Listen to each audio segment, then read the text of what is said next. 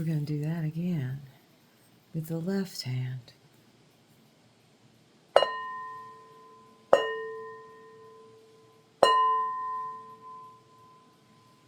You got to start over.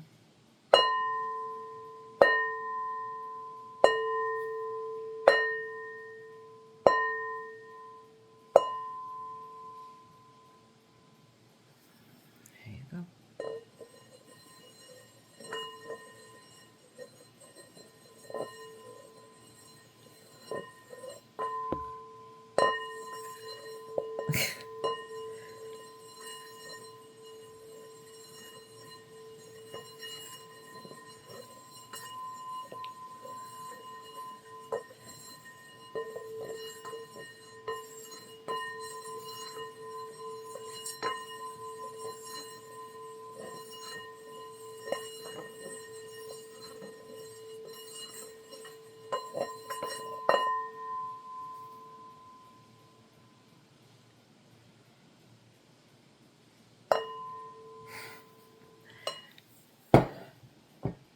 Hi, I'm D Love. Welcome to my channel. I'm very happy you're here.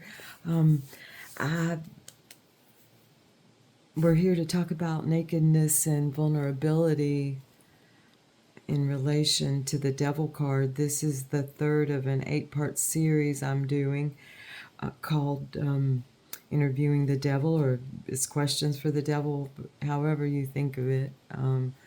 I changed sides on my singing bowl, which Om Mani Padme Hum, by the way, to all. I changed sides because my left hand, it just came to me, which it often does, and this is about vulnerability. So I will tell you that I have a relationship individually with my body parts. It's I feel as though my left hand, this is vulnerability for me to tell you this. My left hand sometimes just pops up in my mind and wants to do something, as it just did. And my final thought was when I finished was more practice on the singing bowl with your left hand, and that's a good idea. So I do practice writing with both hands. I do, if I'm stirring, I stir equally with my right and my left. Anything I seek to do things equally, although I am extremely right dominant. Talk about vulnerabilities. I'm coming in flaws first. FLAWS first. It's a term that came to me. I've been having some. I know why. I go to a holistic chiropractor, and my right leg is. I'm so dominant on this side that my right leg is a little shorter than my left, and it through the years, it may, if I was trying to do something real out there with my body, it may cause me some issues, but at this point, it is starting to cause some pain, and a little bit of pain is an indication to me that I have something there that needs to be looked at and worked on. And I have been. I'm thinking of it now, so it's starting. Let me breathe to it a little bit.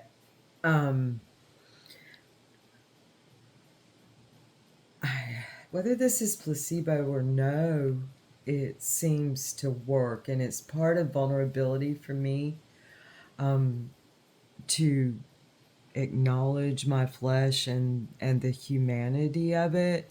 I think we're taught that. I'm starting to see things as one of my favorite YouTubers, and I'm going to link her to. Her name's Marina Korlova, and she's all about freedom of self and seeing. She's one of her ideas is that we're plagued by, I I think of it as dis-ease, but she has come up with a word parasite. In other words, we shouldn't have the tolerance that we've been taught to have for some of these ideas. I got the idea from Jungian theory throughout the years, many years. I'm a little bit mad at myself that I chose Jungian therapies, but I did. And she described him at standing at what I think of as the precipice. I can't remember what word she used right now, at the at the door of the portal, at whatever, at the door. He walked to the entrance. He walked to the exit of the cave and stopped, is her theory on him. And that makes so much sense to me, but I'm going down a whole nother rabbit hole here. It does lead to back to vulnerability, where sometimes we can feel those places that we're vulnerable, yet we're not quite sure what they are. And anyway, I'm here to try to find some of those out. And so today the symbology is nakedness. If you notice on this card, on none of these cards, these two guys are naked. The nakedness itself on this card, and if you want to know more about these cards, you can go back to my first video, maybe even the second, if you haven't watched those. I mean, it's not necessary, but they're good to watch. But on the Santa Muerte, I think it's an A, E is A, Santa Muerte deck, which is this devil. There's two musicians holding instruments with sombreros on, and they're playing, and they're, you know, vulnerable in a way, because like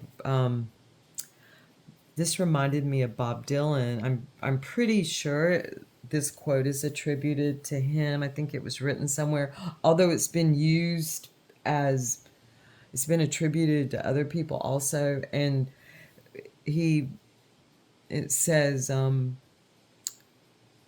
poetry is a naked person.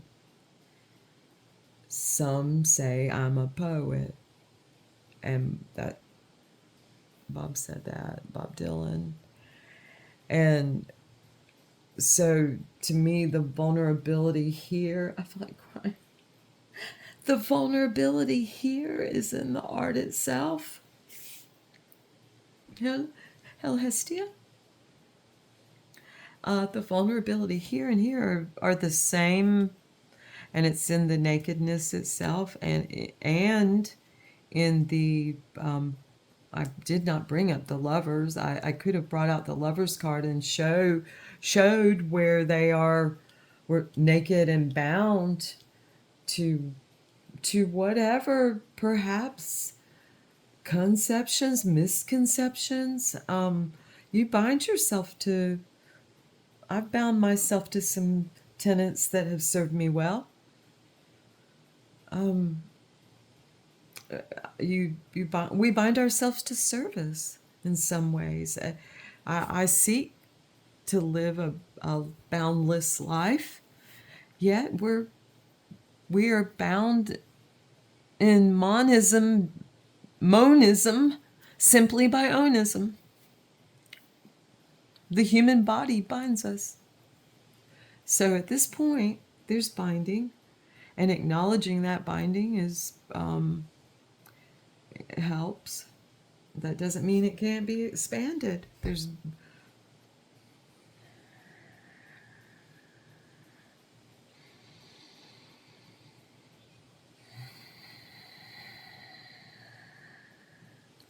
ways.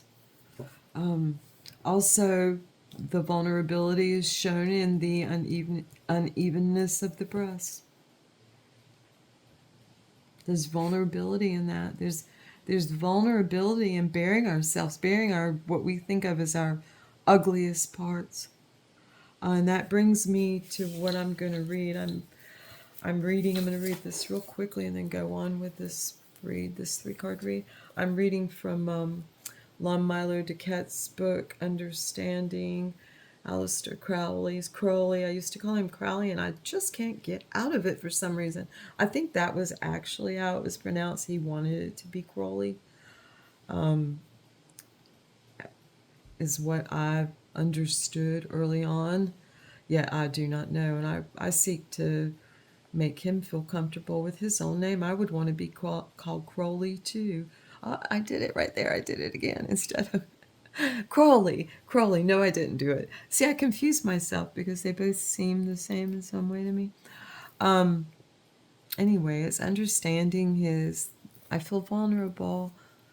I like to label my thoughts. I've learned how to do it. Meditation. It's a real good way to just get yourself back in the moment. And that was both projecting past and future. And it was I forgot what else it first came to me that it was. But it was definitely past and future. Anyway, this is a absolutely gorgeous book by one of the living masters, in my opinion. He's pretty much one of those magicians that says, it's up to you, baby. There's some good tenets you can go by, but there's no further need of a binding. A relationship isn't about binding, and you have relationships. In my opinion, the way I look at magic is that I have relationships with words and phrases that are practiced, that have been known to move energy and space and time. So, words of power. And I see nothing out of the ordinary. Nothing, no thing that would make that some type of practice that should be demonized or put down. I'm almost certain I heard it or I thought it myself. I'm pretty sure, although I cannot find where she said it, where Till Swan said, demons are the unmet needs of screaming children. I'll put that down in there too, and I'll credit her. And if it turns out it's not her, then it's anonymous. Demons are the unmet needs of screaming children.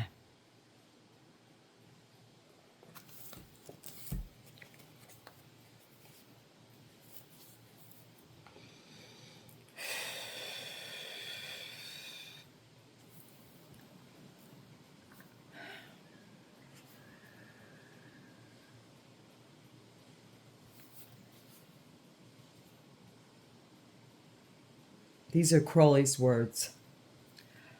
The formula of this card is then the complete appreciation of all existing things. He rejoices in the rugged and the barren no less than in the smooth and the fertile. All things equally exalt him. He represents the finding of ecstasy in every phenomenon.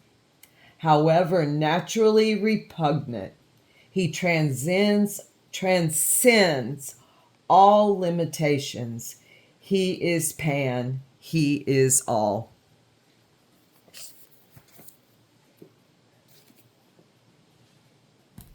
Now I'm going to get right to this read. And our question is, someone mentioned one thing that she was a little confused about is who this is for.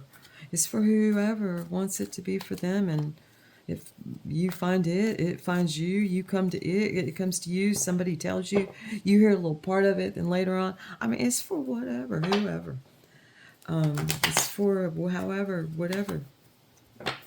It's for me. It's for you. It's for one of my dear dears who read me today. I was read today by one of my dearest and one of my most trusted spirits. That was my first card, not this deck though. And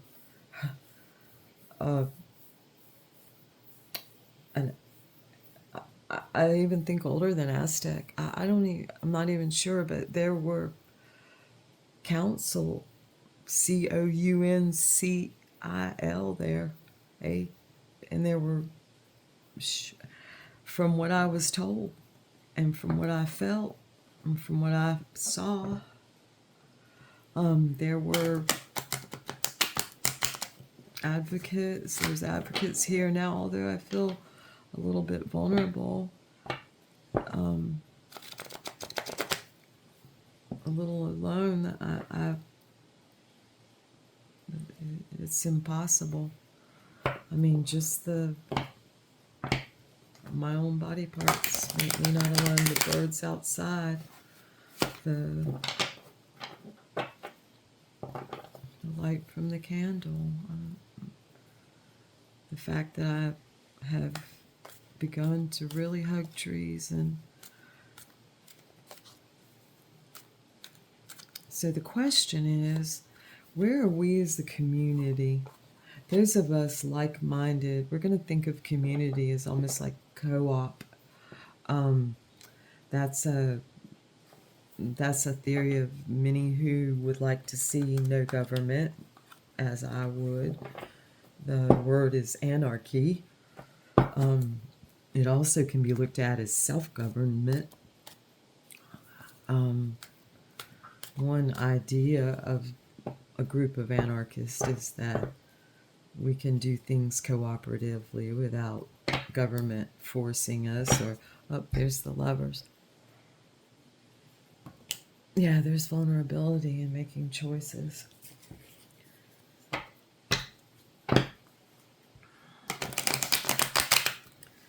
Anyway, where are we most vulnerable as a community? We've already been shown that we're in development, and that, we've been shown that the Great Mother is, one of these cards is out of place. We've been shown the Great Mother, some of these cards are out of place. I think they're backwards. They are. We've been shown that the star 2 times, showing that we're developing our dreams and that they are coming into reality. We were shown this tyrant. I've decided I think I'm going to do a whole read about him. We were shown that the Great Mother is that our forethoughts? So we've been shown some things, and now we want to know where we're most vulnerable. Where can the parasites most get to us? Where are they getting most to us? Where are we most vulnerable? I'm getting the chills now. Dang it. I was feeling so good. Let me cover up a little bit. I did bring a blanket to put on my lap. All right. I had a wonderful read, by the way, today. It was like sitting down where it felt very, like, extremely safe. Although I felt a lot of great power around me, I felt it was like if a person, okay, if a big time job interview, like if you're going to go work at some place that pays a bunch of money, or you're going to have a bunch of responsibility, or but they see themselves as a certain amount of, I don't know, they have to keep under wraps, maybe a government organization or something like that. I've been through a job interview similar to that, where it was a process where I sat before a board. Material gain came out, popped out. I'm going to take that card as answer to where we're most vulnerable, because it popped the heck out as I was talking about jobs. We're most vulnerable in gain. Lon Milo DuQuette calls it material gain, and I love that name for it. It denotes that it's a good place. I mean, it's a place where the center holds. 9 is an odd number, as we know. And so it's a center within a square. There's stability there. There's 2 pentacles in each quadrant. It's a very secure, it's a single energy. So it may be in singularity that we're most vulnerable also. In singularity. So that asks where are we strongest, and that's together. This is one whole thing, even though perhaps there's quadrants. Quadrants are, I can get my head around quadrants. I'm even questioning the numbers these days. I'm questioning every single thing that I have accepted as some kind of basis for truth. Every scientific, if I can, which is almost impossible to, but if you can get down to the assumption on something, there's usually assumption. You can find where things aren't working. And here, things are working. It's also in the money, perhaps, that some of us are having issues. I have the tenet in what I do with reading tarot that there's no dineros involved. Yet others do not carry my same tenets. They're imposed on me by my self, my soul, and that is probably from a place of greed within me. In fact, I don't know probably about it. It is, because I've tried to find the loopholes, and the loophole is if someone can feed you, it has to be an actual feeding. No gift certificates. It oh no, I hit my camera with my hand. It has to be bobbing my head on my camera. It has to be an actual meal where we eat. As far as readings, of course, if it's my close circle, it can be lodging. I can spend the night, all those things. But we don't consider that exchange of anything. But if you're not within my concentric close circles, let's say first 3 or 4, maybe 5, then you can buy me dinner. That's it. That's my loophole in all of this. So, and if others find loopholes, there's another community, and I'm just going to speak this community. I may link it if it's okay. Maybe I'll get in touch with the what seems to be producer and ask her if it's okay to link in my description. Lady Babylon, the creator in Lady Babylon, Amon Hillman, has a tenet much like mine. When I first heard him, that's why I did feel, even though I had some, I won't say disagreements with him, maybe just on delivery. Enough is enough sometimes, even though I've had some of those. The tenet that he has about um, his muses, that he's not to the information that he is given, he is to give. It's a matter of, it's a matter of, it's a matter of giving. And it's a matter of what his muses tell him and what my muses have shared with me. And what I've known, I've always believed in volunteerism. I've always, more than believed, I've always participated in volunteerism. And I still do, and I always will. You know, I'm over here trying to cross the abyss, and not on somebody else's back, and not at someone else's expense. First of all, I don't. If that, I mean, it may happen, but if you do, I'm sure you're gonna have some splaining to do on the other side, because there'll probably be some questions. I'd rather forego the questions. And I think if I do on the other side, if I forego those on the other side, or if I go ahead and face them here, then when I get there, then I'll be able to choose. It'll be my choice whether this dense planet, I'm going to shake that off. I was told to shake it off today. My reader, who is my best friend and on the www anywhere, asked me at the end of the read if I had a rattlesnake. She called it something, the end of a rattlesnake, which I do not. I have seen rattlesnakes.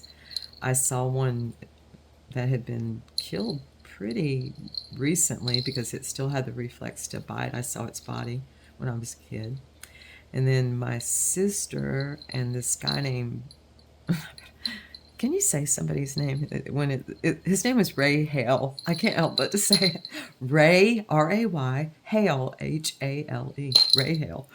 Anyway, my little sister and Ray Hale would go snake hunting, which I did not participate in, by the way. In fact, I would often get chased by jars of snakes. But they caught a rattlesnake one time. I don't know how they did it. I couldn't. When I was a kid, I barely could stand, and I almost felt like I was born with this. Maybe it was my mother's own fear because one of her dogs, stared down a rattlesnake in her presence one time.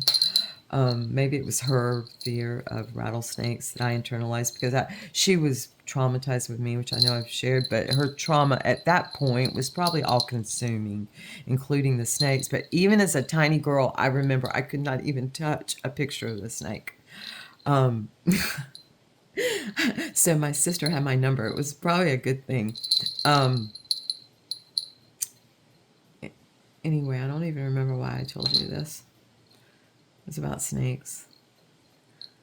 Oh, about the rattlesnake, whatever they're called. If you know what it's called, put it in the description for me. She asked me if I had those, and my rattlesnake life, which is still continuing, flashed across me. At one point, I was standing with the love of my life on my deck, and we were looking out as they were putting pine straw everywhere, because we're known to have timber rattlers, and they were putting pine straw under everywhere, on ground that you could look and see if there were some movement. And now, they were putting a blanket for the rattlesnakes is how we were looking at it, the HOA. And at one point he just popped up out of nowhere and said, there are at least 3 mature rattlesnakes out there and some babies. And he's known to talk to animals, and I believed him, and I still do. and there were rattlesnakes right up the beach from me, right north of me, within walking distance that I can do and do on a regular basis, although I usually go south and walk back north. Um, less than a mile up the beach from me. And they were swimming in very extremely salinated water. So there was an article that I found at one point, and this veterinarian was speaking of how things we seem to be in a quick evolution. Well, when I went back to find the article, I could not find it, as in many research articles and articles by anyway. I'm not going to go there because that's really not what it's about. It's just that is about the devil, because it's about the keeping of knowledge and opposition away from us, because that is where we grow. Anyway, my reader who read this fantastic I cannot even say I've ever even heard of anyone having a read like this. It was that fantastical. Beyond, I'm stunned in gratitude, I can say. Okay. Anyway, she told me to shake it off, so that's what I'm doing. Okay, next deck. Which we're going to go to first? Let's go to the Urban Tarot, that 9/11, post 9/11 deck. Anyone who loves New York or wants to somehow get some real sense of, especially the Tower card, which was my first card today, by the way, beautifully so, because it just happened, and my reads seemed to just all flow together beautifully. And that being the first card, and showing what it showed on this ancient, what feels like knowledgeable deck. Just the words alone on there are phenomenal, and how it arrived and where it arrived from. I'm not going to go too much into it because it's not my deck. I told my friend who did the read that it's, as much as I want to touch it, just having it in my life through her is beyond. It's like I'm good, But anyway, there's the Fool in Peace. I love the Fool in this deck. He reminds me of maybe someone that I'm gonna know or do know. Look at his little doggy. I love the decks with the dogs on them. This deck, I got the Fool too in my read. It was my last card. Their version of the Fool, which is somewhat different because he is the happiest. There's no trepidation whatsoever. And even his little doggy, which is and the sun, even his little doggy is leaping with him. It's not a conscience there. It's that extra little spark of whatever you need. It's a Chihuahua. And in my life, I've had, let me count the Chihuahuas. I had a Chihuahua named Ben. He was a wonderful dog. I had a Chihuahua named Boo. I had a Chihuahua named, Peep. Peep was like,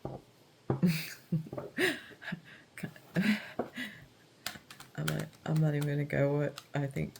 Peep was someone trying to hold me back in some way. And then I had a Chihuahua named Ranger.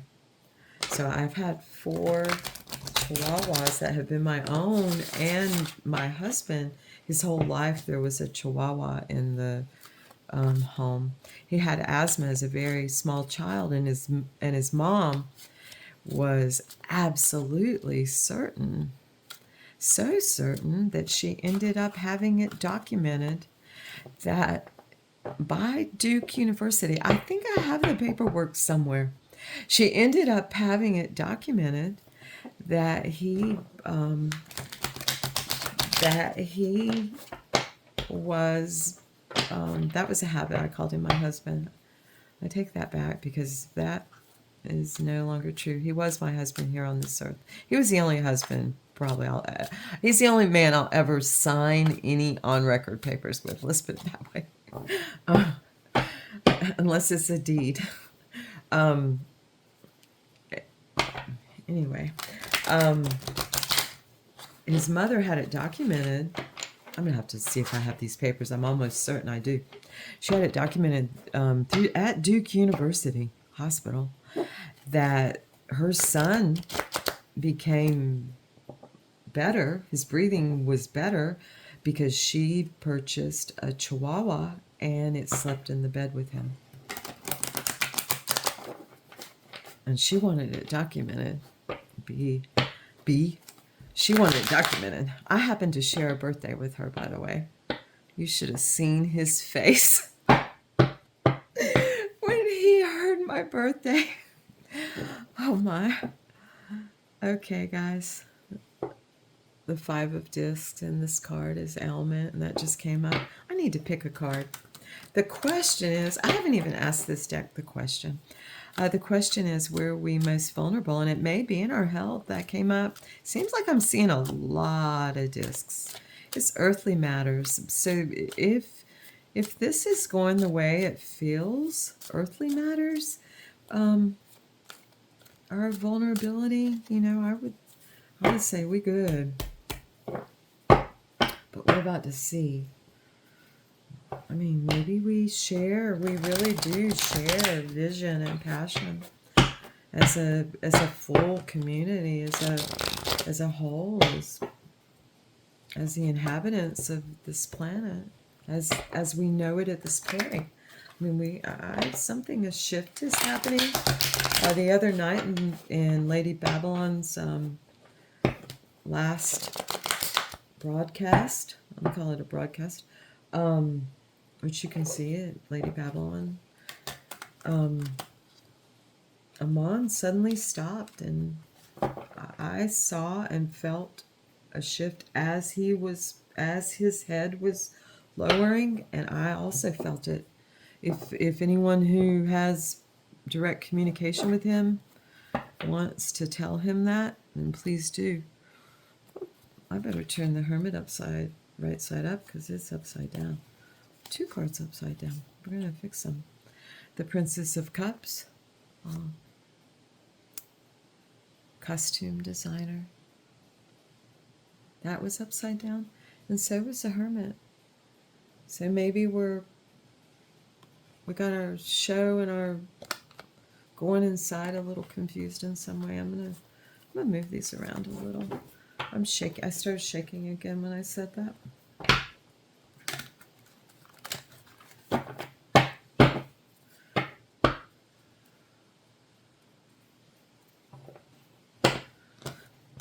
Here's our greatest vulnerability as a community. Where is our greatest vulnerability as a whoop, whoop, whoop, whoop, whoop, whoop, whoop. Here we go, here we go, here we go. I'm not going to keep either one of them because both of them just popped out on the table. In wealth, that's our greatest vulnerability, is we're seeking wealth and in our ability to see from a different perspective. So we're going to keep both these, and then we're going to go right to Santa Muerte. Those are self-explanatory to me. We'll put them right here. Here we go. We'll put them next to the Pappy. Oh, mm, there I am with the Nine of Discs. She looks like me. Almost exactly. Man, she's got strained breasts too. Strained. Look. She almost looks my... Okay, so we got a lot of discs going on. We're vulnerable in that area for sure. And we're maybe vulnerable because um, our perspectives, we're seeing things, maybe, I'm hoping it's temporary. Let's see if I'm Santa Muerte. I may pull a card on that Hanged Man and see what we're vulnerable about. I'll get another deck if I do. With that Hanged Man. What are we vulnerable about that maybe we're not seeing? Or we are seeing? Where are we vulnerable? I said I was going to get another deck while I had one in my hands. There we go. Where are we vulnerable as a community?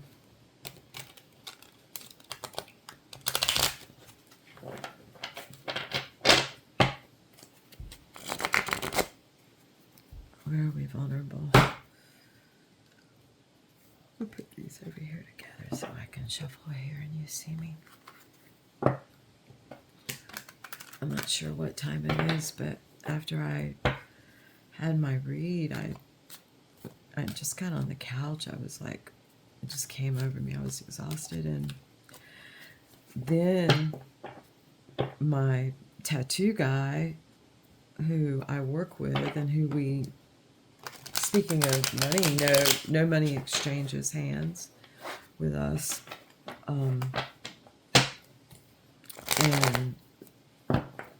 But he enjoys tattooing me, and I enjoy being tattooed by him. This is the Four of Wands, which I love. And this is I love this Four of Wands. I love it. And then that's the Six of Swords. The traditional meaning of kind of moving on in ways, moving on with reason, going on to the next step.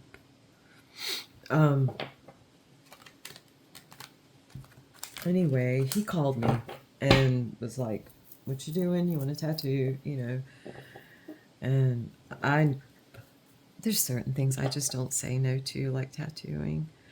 And there's the magician. And so I got ready.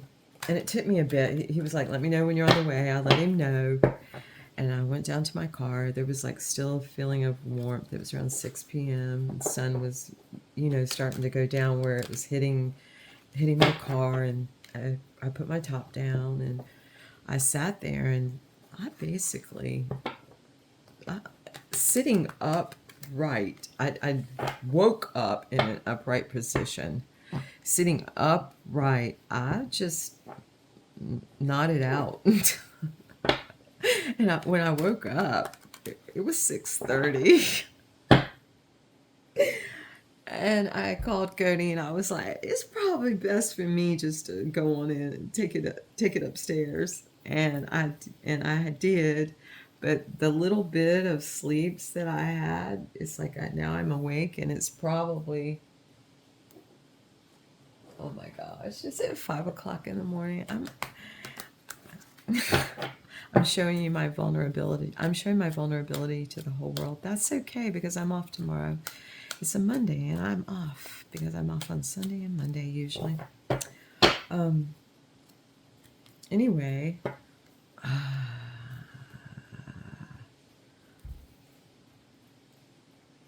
I got 2 aces in my 7-card read today. This was not one of them, but here it is. Oh, no, no, no, no, no. That's the 10 of Cups again. That's the 10 of Cups. I apologize. I always think this card's an ace when I look at it. That's a 10. It kind of is. And then here's the Fool again. He keeps showing himself. I love this Fool's poncho. And you see, got a butterfly. He's pretty. Anyway, so this is, I said no to tattooing for the first time in my life since I said yes. I didn't really, I was like, we have to do it another time. It's not that I didn't want to, but probably my skin was vulnerable. This is one of the cards I got in my read today. That is the Ace of Wands. I wanted to make sure, but yes, it is. Isn't that a beautiful Ace of Wands? I mean, okay, and the Fool's on the bottom still, but that's only natural. Somebody's got to stay on the bottom. Okay. What aren't we seeing? What is it? Where are we most vulnerable that we don't know? Of course, that's redundant. Where are we most vulnerable? I'm just going to stick with the question. I've already been through this process of questioning the question more than once on this question.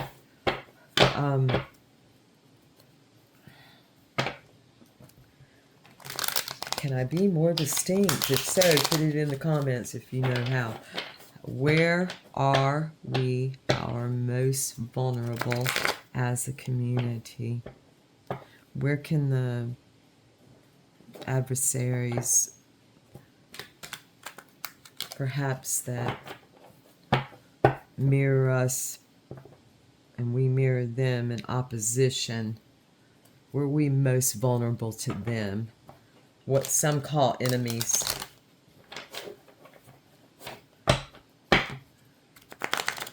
a lot of enemies. Okay. We're just going to stop. And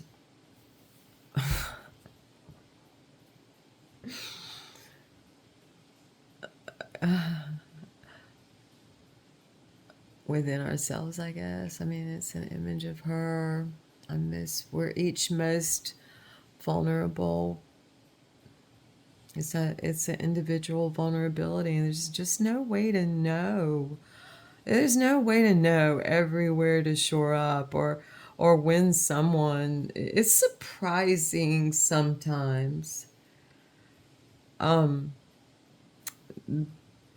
of the cards that we saw, when I get this card, I know I'm not going to be satisfied with, no.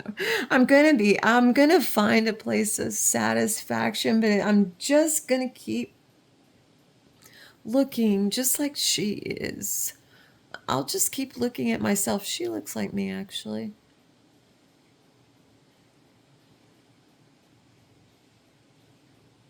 Her skeleton, she looks a bit like me.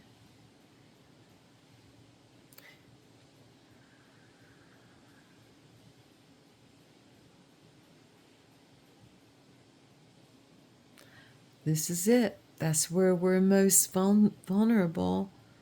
In the unknowing itself, just like everyone, the uncertainty, in the light of the moon, in my limerence. I'll speak for myself on this. In limerence, I feel I'm most vulnerable. And where do you find the answers? In the mirror, in our own image within. When I see the moon, I always think of the sun and some of the surprising things that I've learned by doing readings for others that have come out when the sun cards come out. Happiness for me is not happiness for you. And there's great vulnerability in that. So with that, I'm going to end this read. I'm happy to. We'll look at the bottom of this deck, pour a little love on it with this Princess of Cups, drip a little honey on it, and it's all going to be good. Thank you so much. Please subscribe again. I know I've asked that a bunch, but I'm going to keep asking. Maybe somebody will, think we just don't want her to have to ask that anymore. Let's get her to 50. One friend helped out a great deal. So here you go. Thank you. We're going to rattle off any anything that needs rattling. We're going to shake it off. We'll just shake, shake, shake, shake, shake, like a polar bear. Shake, shake, shake, shake, shake, like a Polaroid. We're just going to do it. So thank you. And, oh, I know something just came back. But does anybody know why the 12 Days of Christmas song has that 5 golden rings? Is it tied to some? Has anyone ever heard of any esoteric, occultish meaning behind that? Speaking those words only as labels at this point. Do you know have you ever heard any fairy tale meaning behind 5 golden rings? No, because it's coming up. That time is coming up on us, and that's one of the ones that puzzle me. So if you've heard, please let me know.